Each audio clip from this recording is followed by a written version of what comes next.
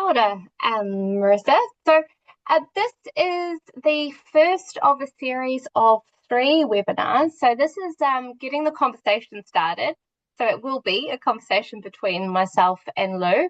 Anything that comes up that you're curious about through the conversation, save it up, make a note so you can pop that in the Q&A throughout, and it will be picked up at the end. And yeah, maybe take a moment also to make a time for those ones coming up so you can continue exploring this topic.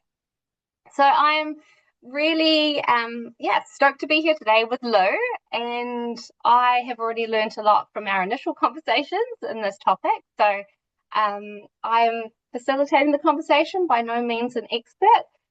So Lou, over to you. Who are you and what do you do? Yeah, kia ora koutou, ko lua ho.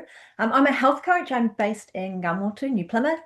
So as a health coach, I support people to make changes that will support their health and well-being. But my particular focus is working with neurodivergent adults. So often people who I'm working with have recently realized that they probably have ADHD or autistic, whether that's formally diagnosed or not. Because I know it can make a big difference to work with someone who understands some of those experiences and some of the needs that you might have. It might be around managing stress or overwhelm, or navigating tricky dynamics at work, or maybe just getting things done day to day. So I'm neurodivergent myself. I have a neurodivergent teenager. So my lived experience is one of the things that informs the way that I work as well. Beautiful, thank you. So hearing this word neurodiversity a lot, like where should we begin with that? Yeah, Neurodiversity. neurodiversity and neurodivergence, two words that sort of seem to be used more and more. But I think sometimes like we're not all using it in the same way, so it can be helpful to get on the same page here. So starting with neurodiversity, I want to start with that diversity, just meaning like variation, right? Variety within a group. So we can't see the people who are joining our conversation here and listening in, but I assume there is age diversity amongst the people here, probably racial diversity, and what we wouldn't be able to see looking at them is that there will be neurodiversity within this group of people, because no two minds work exactly the same. Humans are neurodiverse. So much variation in how we might think, interact, experience the world. So, Marissa, can I have that just definitions slide up, please? So when we say neurodiversity, we are talking about a group of people being neurodiverse and the variation within that. But most of the environments that we're in kind of have an assumption about how most people's minds work or how most people experience things or the circumstances that they might work best under, workplaces, schools. Sometimes even our families have sort of assumptions about how most people will be. And there's always going to be people who diverge from that to some extent or another, who don't quite tidily fit into those assumptions. So when we talk about neurodivergence, we're talking about that experience of diverging from the assumption about what's typical. Whether that's true or right or not is sort of beside the point. That experience of not quite fitting what other people are expecting, that's what, or certainly what most of us are talking about when we say neurodivergent. So not a diagnosis itself, but there are a whole lot of sort of more specific ways that we might describe those experiences that might correlate with diagnoses. So Marissa, can we have that word cloud image? Yeah, I've just made this little image to show some of the words that we might use to describe the way that we might be neurodivergent or diverge from that norm. This could be hugely broad, like umbrella term. And I wonder of people listening here if, most people would see themselves somewhere in that or have some experiences of not kind of fitting with what people around you are expecting or the way that they think that our minds work. And again, not an exhaustive list. This is just a whole bunch of examples. So some of that might be innate neurodivergence, the ways that, mind has worked for your whole life. Some of it might be the result of experiences that have significantly changed it. And often people have more than one of these experiences overlapping. So, no one of these words is going to fully describe the way that your mind processes things. Yeah, I loved how you said having one or more of these experiences. I think that, yeah, that resonates as a way of framing it. Um, just like you're talking here like at definitions, like are these fixed or universally agreed? Like you've mentioned that there's many others. Can just yeah, is there anything that'd be worth adding around that, around how these definitions are applied and when and how they're fixed? Yeah. Well, there are different ways that people are using these terms. Like I would love to see that difference between neurodiverse and neurodivergent used more consistently. Neurodiverse, talking about a group, not a person being neurodiverse. Um, but under neurodivergent, a lot of people use it as a shorthand to mean autistic, ADHD, maybe some other innate neurodivergence rolled into their giftedness, dyslexia. So does depend on the context. And a lot of people are using that to just sort of vaguely mean probably autistic and ADHD. That's just worth acknowledging. And because that's whom I mostly work with, I also often use that as the shorthand too. Thank you.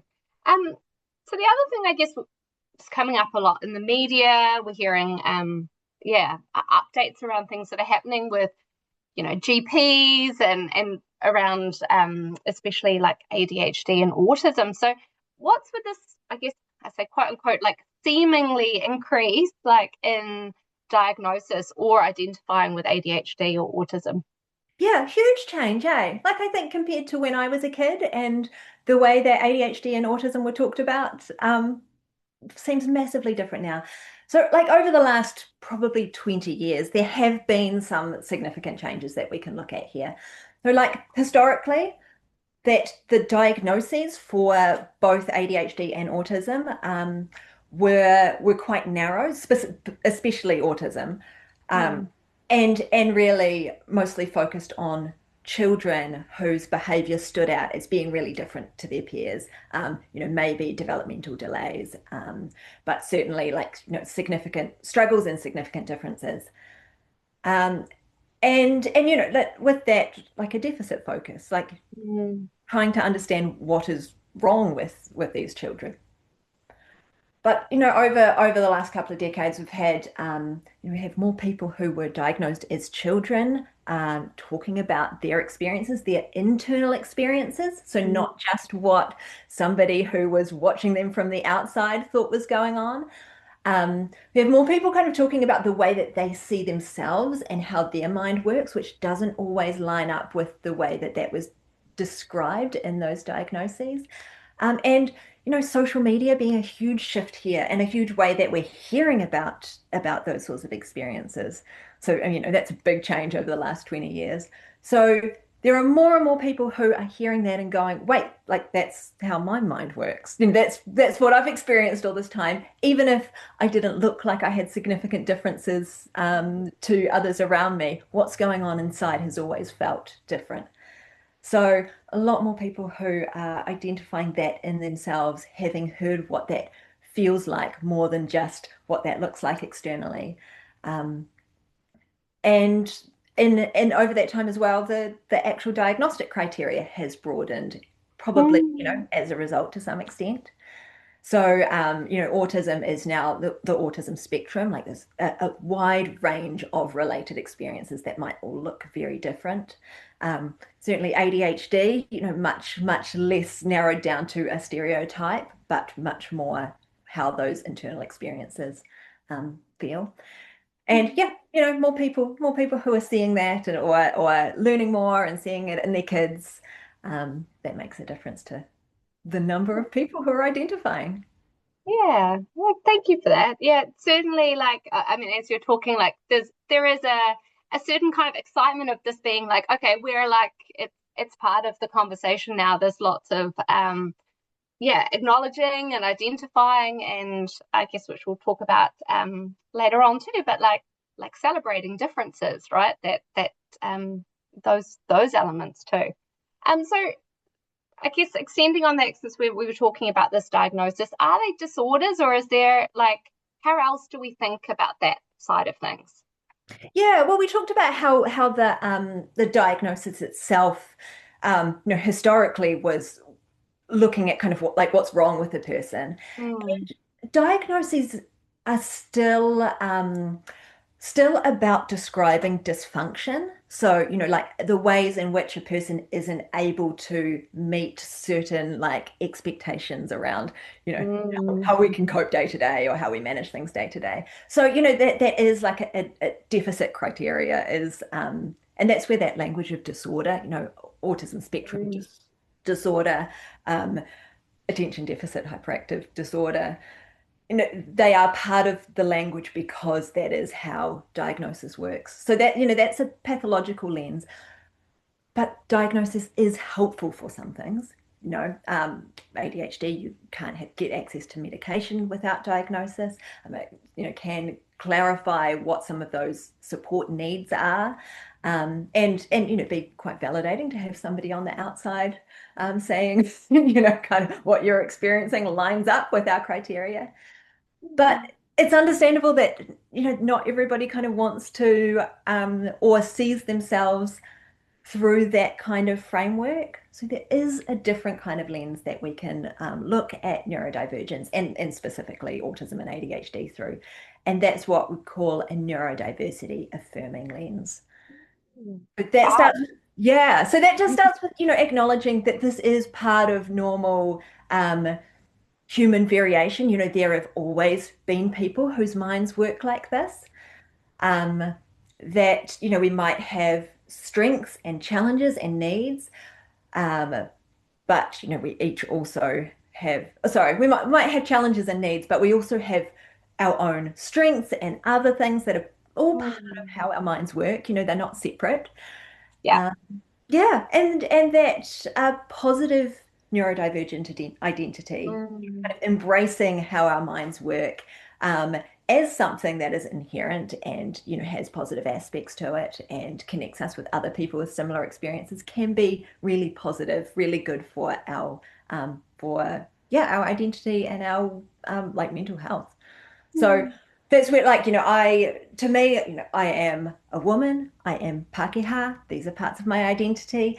I am also an autistic ADHDer, and that language feels very affirming to me.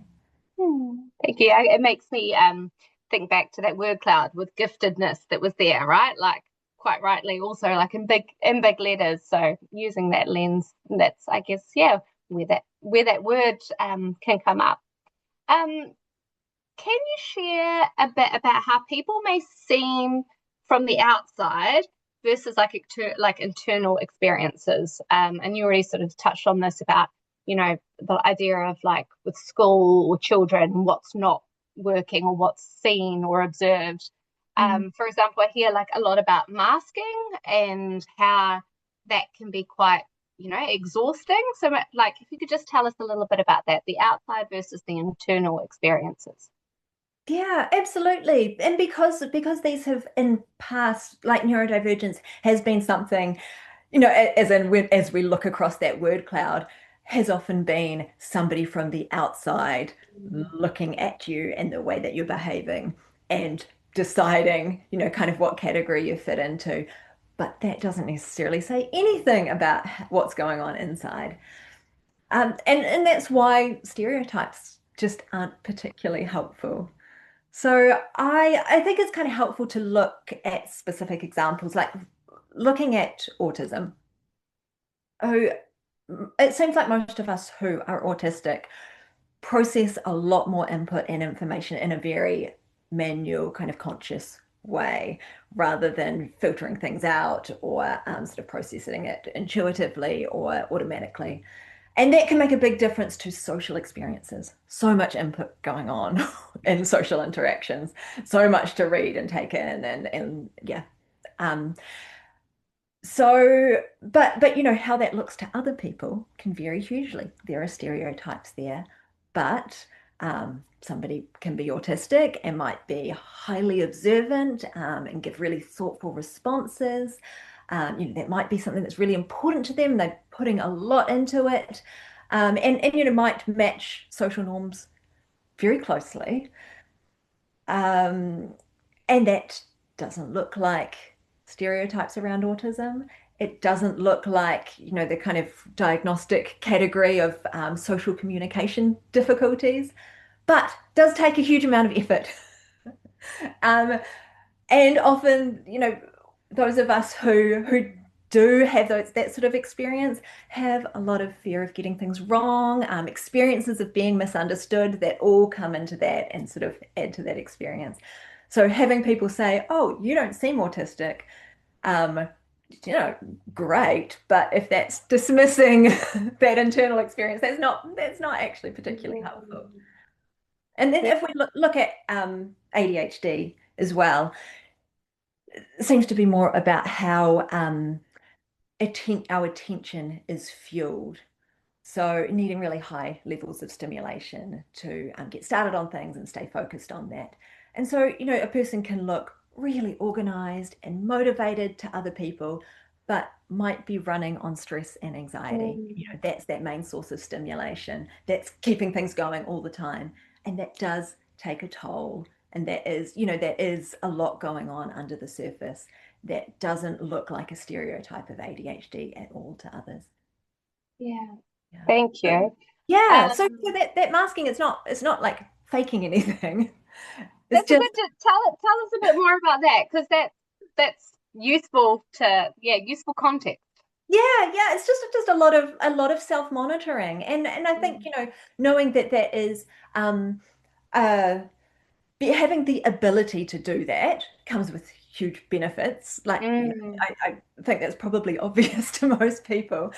But doing that all the time and not having spaces where you can just let down the guard a bit and Mm. yourself and be okay with making mistakes and knowing that people are going to be understanding and compassionate about it, you know, that makes a huge difference. So that's what we talk about with unmasking, that like be having places where we can just chill a bit and aren't having to constantly try and make sure we're meeting whatever social standard there is. Yeah. Thank you. Um, so I guess so once if someone realizes or suspects that they might be autistic or ADHD, like might what what might they do next? And maybe like what maybe even more like what questions they might ask themselves or what they might reflect on as far as what happens next on their journey. Yeah, I wonder how many people here this is kind of part of their experience. Um, because I know that in that, especially as an adult and coming to that self-understanding, whether that's through diagnosis and, you know, somebody revealing that about yourself, that comes as a surprise, or if that's, you know, kind of learning more and realizing that you can relate to that, often comes with really mixed feelings, often some grief at past experiences, hopefully some relief at having some understanding about what's going on. Um, and formal diagnosis can be helpful there, again, particularly with ADHD, and if you are wanting to explore using ADHD medication as one of those support tools. Um, Mm. but of course, diagnosis is very hard to access and doesn't necessarily give you access to any other supports. Mm. So yeah, it is okay.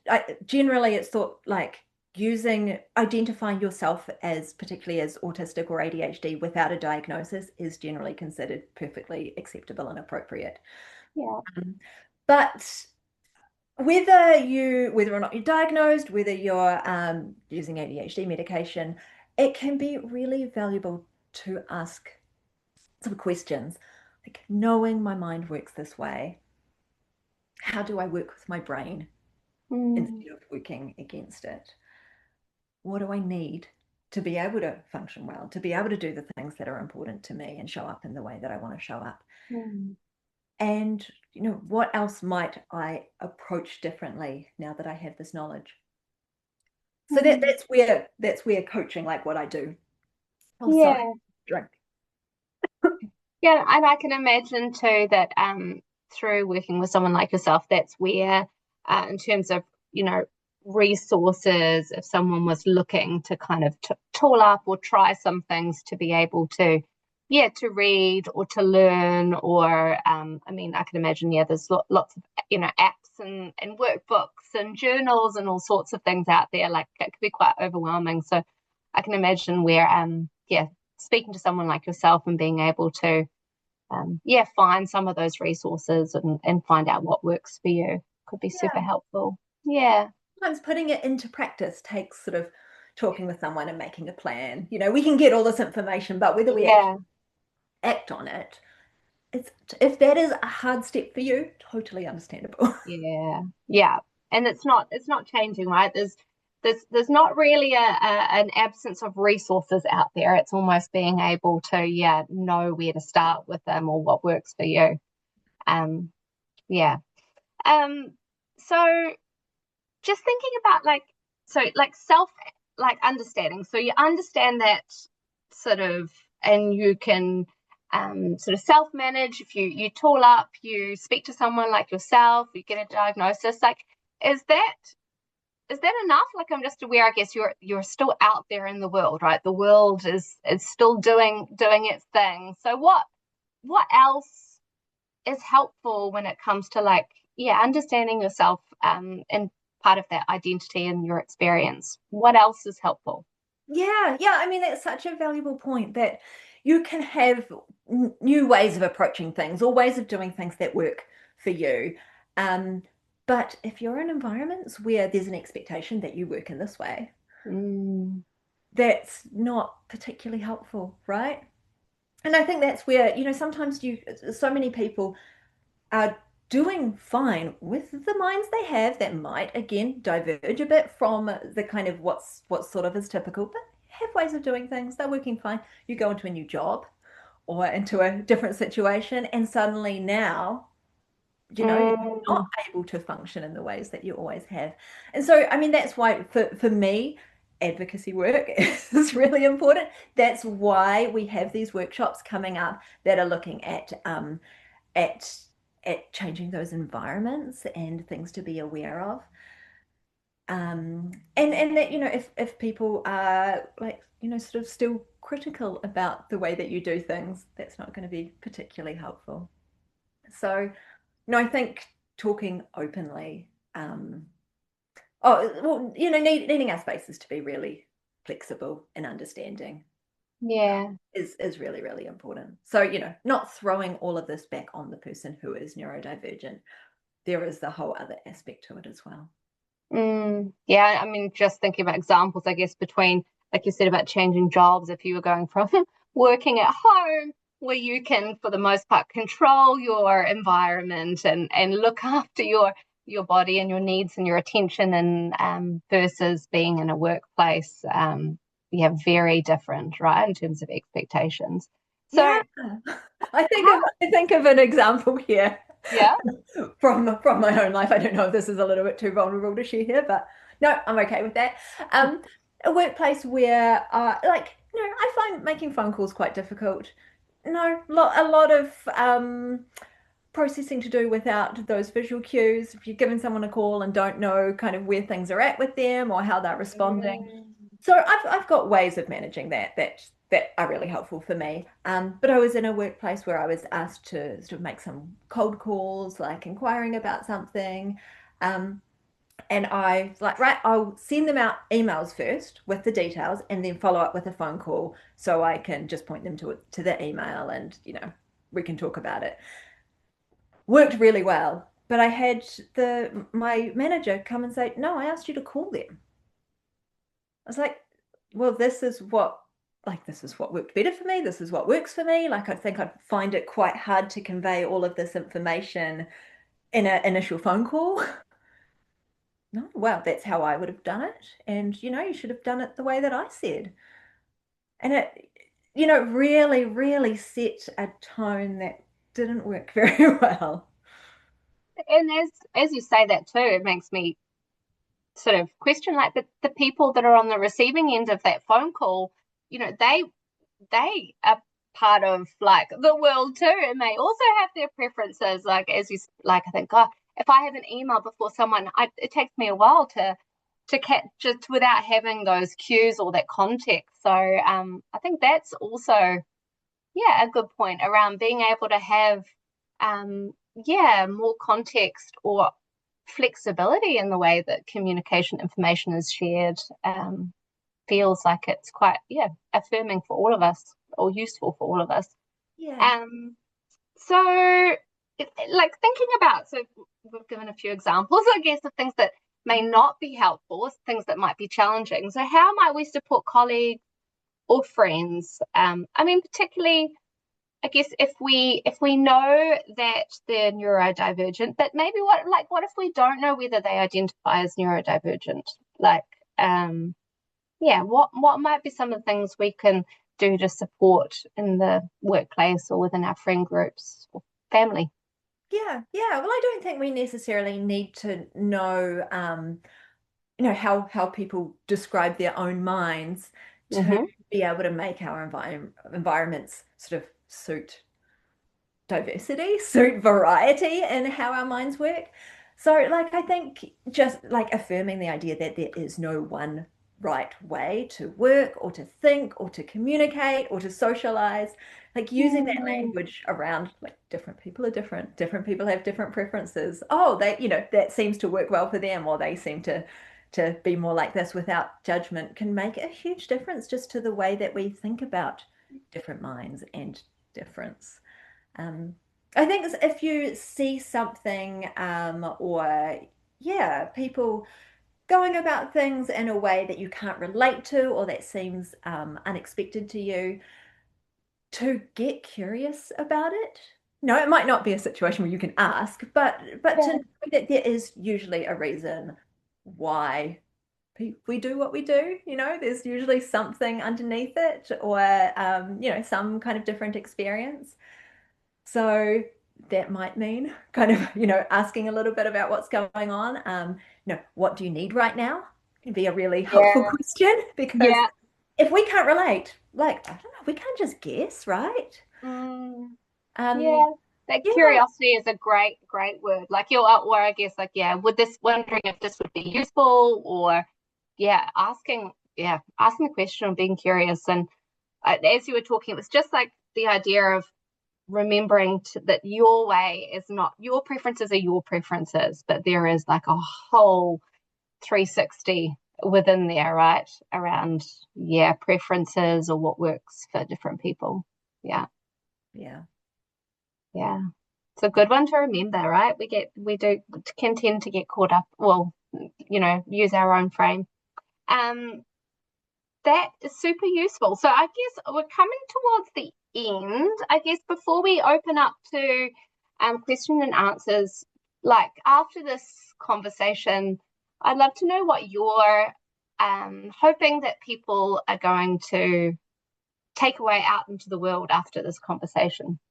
yeah, yeah. Well, I hope that again, not knowing where everybody who is here is kind of coming from. I hope that some of you have a bit more confidence in just talking about neurodiversity and neurodivergence and understanding what that conversation is about, what we're talking about here. I hope that there's, I don't know, a bit of growing and understanding and compassion for experiences that you can't necessarily see. So Mm, about, what goes on inside for some people.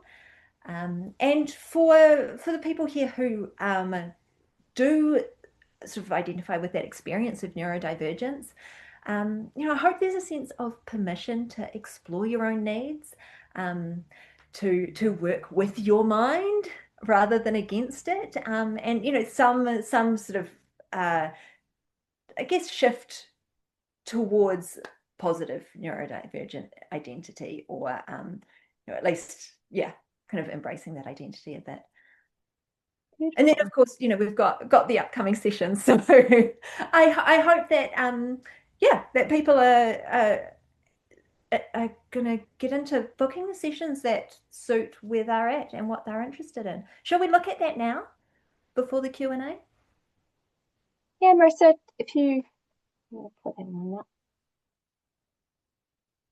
Yeah, so the one that we've got on the 19th of March, this is sort of for workplace leaders or people who have some some kind of leadership in creating environments in workplaces where different minds can do their best work. So we won't be talking about specific neurodivergent experiences here, but generally difference and how we might be able to make some changes in workplaces that make sure that that people are able to be at their best. And then our 2nd of April webinar is more about the needs that most specifically that autistic and ADHD people experience, and how to approach whether you're in support work or you've got people in your life who you support, or you might be neurodivergent yourself, and looking at how to support people in a really strengths-based and affirming way. Thank you.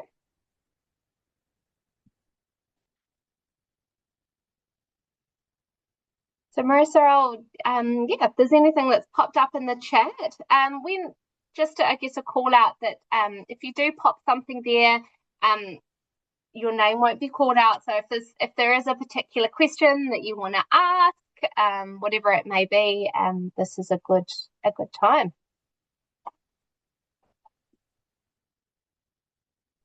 Oh, thanks, guys. That was, super informative. We've got a couple of questions ready to go. So someone has said, masking sounds very stressful. What are some ways that employers can work to support masking not being necessary? Also, what are some ways individuals can approach unmasking in the context of outside of work, like in relationships? Yeah, I mean, in a workplace, it really depends on what that looks like, on what they kind of mean by masking. But I think, as an individual and a neurodivergent individual, thinking about the people in your lives who you feel the safest with to be yourself, the most comfortable with and the most relaxed with, and make sure you prioritize time with them because it is really valuable and really important. Yeah. But anything that makes our environments just more affirming of difference, that talks about people having different ways of doing things and doesn't judge them for that, means, okay, we've got a bit more scope to do things in ways that suit us, to show up in ways that feel more natural to us, or to interact or socialize in ways that come more naturally. Great, thank you.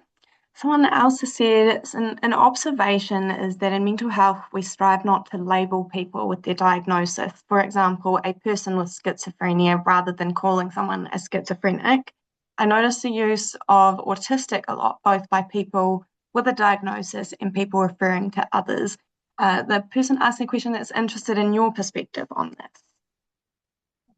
Hey, yeah, I think in the not my perspective part, it's worth knowing that with that language of autistic, there has been a really significant shift. Even I saw a little survey that was like in the last 5 years, maybe, like from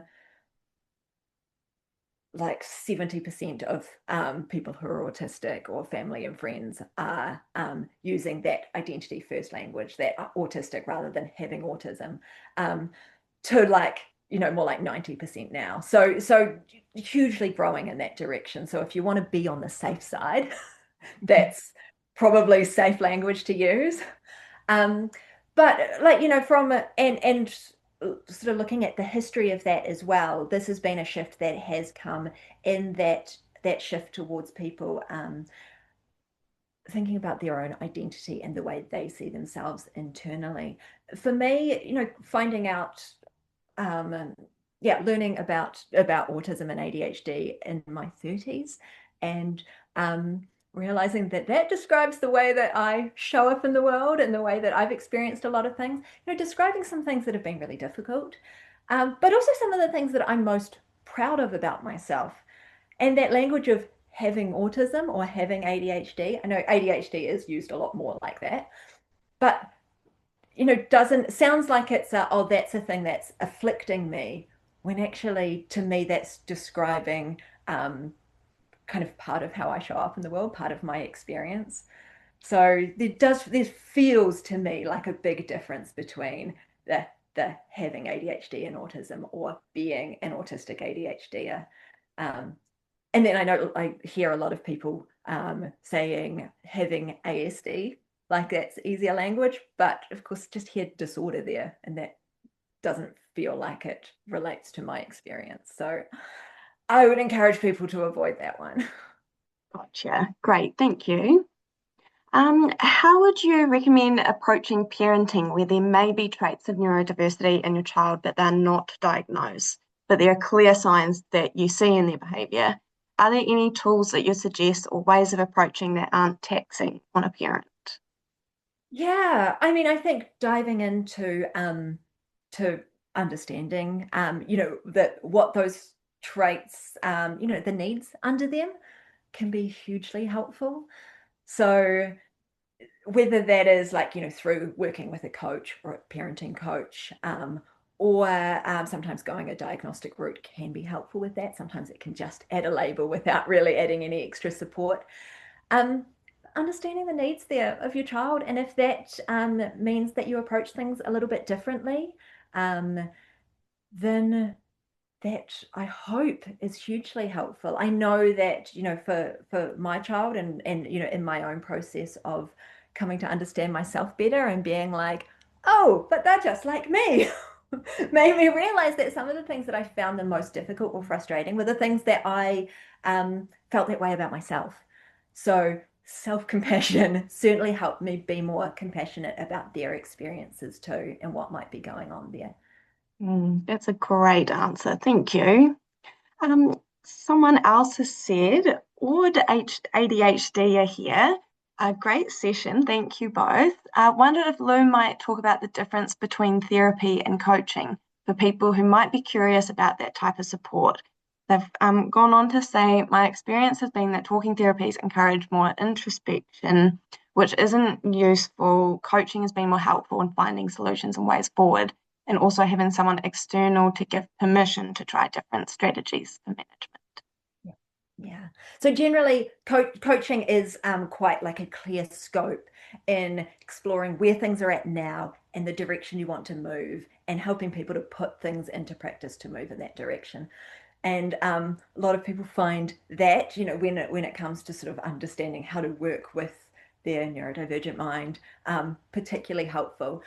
Often we have a lot of past experiences that we might understand in a new light now through our neurodivergence, and knowing, like, some counselors do use coaching modalities, but that counseling and therapy is a much broader scope, and that sometimes diving into those past experiences and understanding them in new lights is much more part of that scope. So as a coach, if you've got past things to share, I can empathize, but my role isn't really kind of helping you unpack those.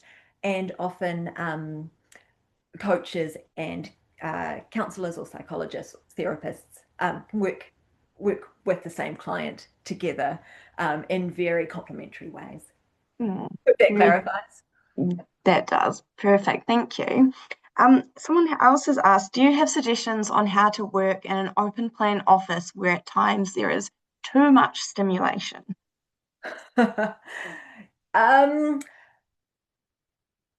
I think anything that kind of goes, yeah, I am experiencing this maybe differently to other people around me, can be a good start.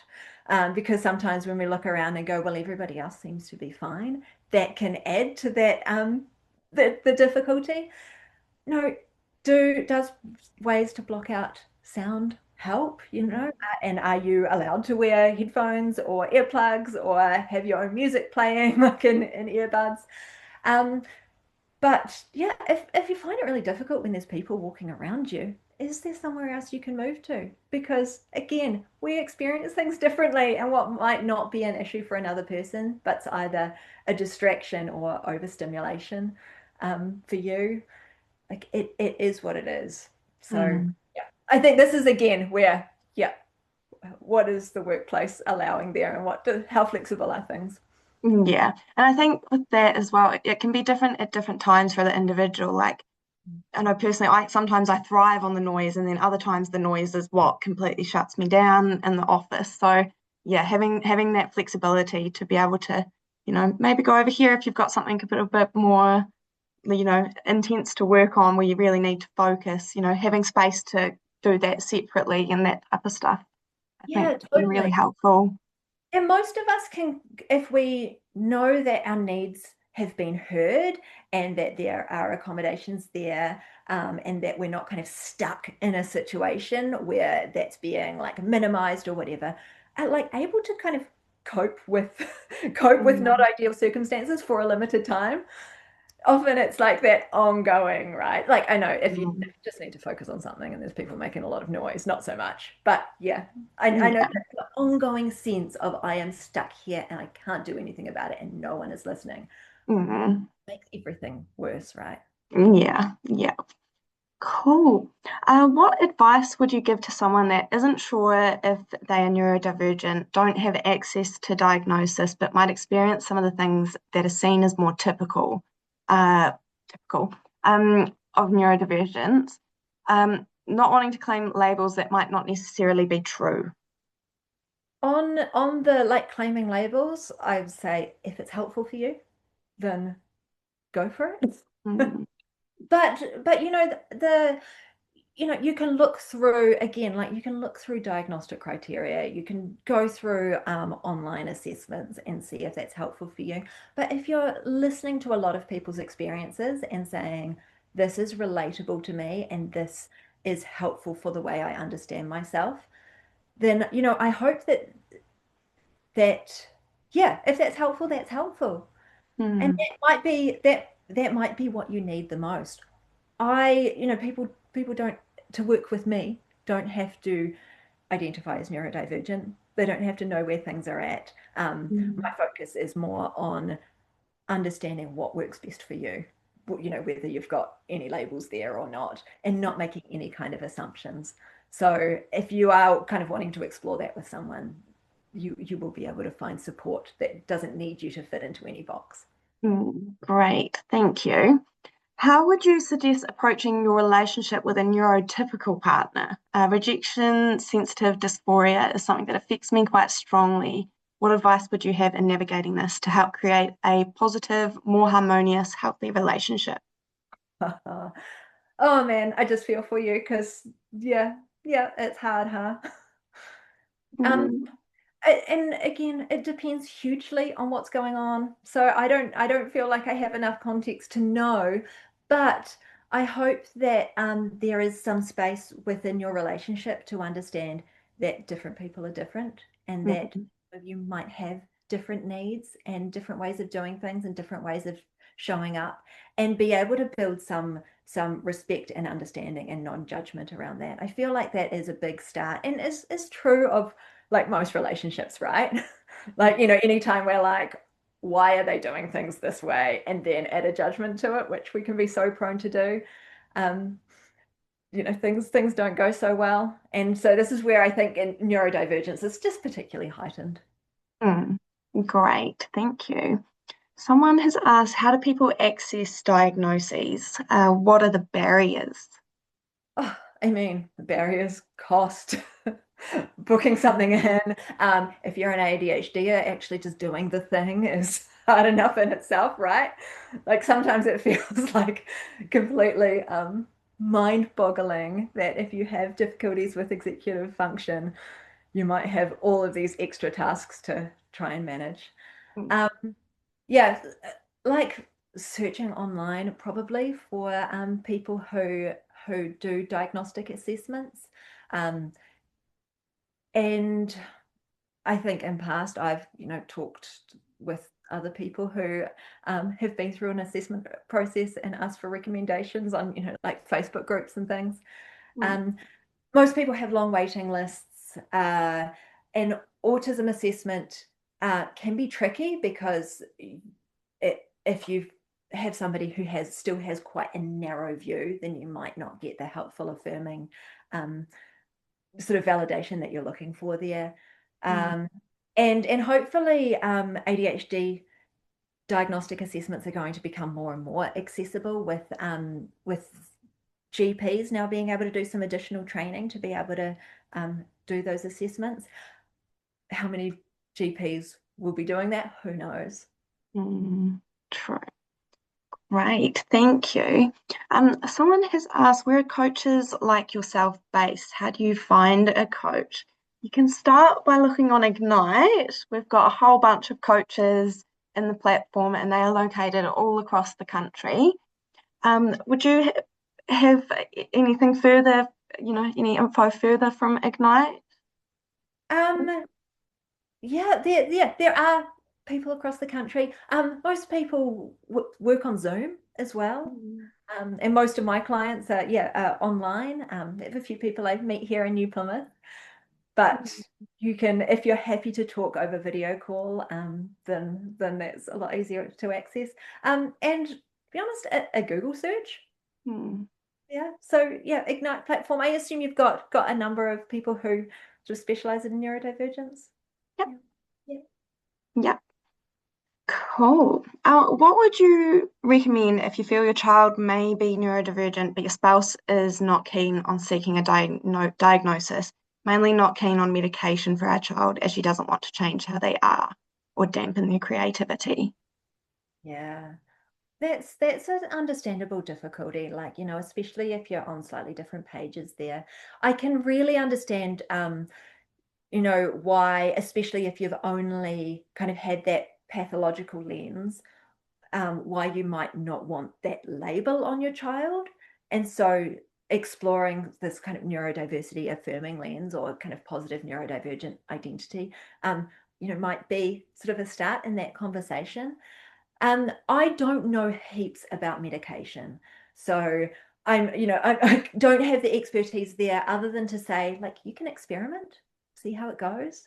If you're trying something and your child doesn't feel so good on it, then you don't have to continue. They're all short acting. Great, thank you. I think we've got to the end of the questions that have come through. If anybody has any last minute questions, feel free to chuck them in now. Just give you maybe a minute or so.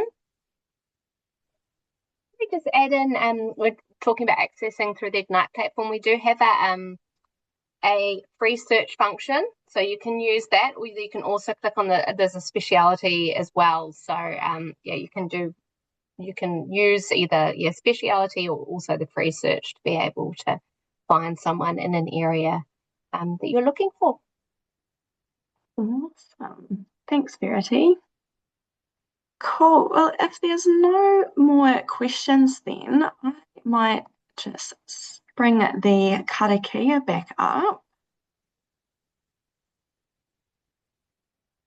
Cool. Would you like to speak on this, Verity or Lou, on the slide? That's just my little screenshot from the Ignite platform. So that's how you find me there. Or you are welcome to send me an email if you're wanting to get in touch about anything else. Or yeah. Awesome. Thanks, Lou. Cool. Mā te rongo, ka mōhio, mā te mōhio, ka marama. Mā te marama, ka mātou, mā te mātou, ka ora. Through listening comes awareness. Through awareness comes understanding. Through understanding comes knowledge. Through knowledge comes life and well-being. Kia ora. Thank you, everybody. Thank you to Verity and thank you to Lou. That was super, super informative, and I'm sure everybody got a lot out of it. Ngā mihi. Absolute pleasure. Thanks. Thanks, Lou. Hai te rā.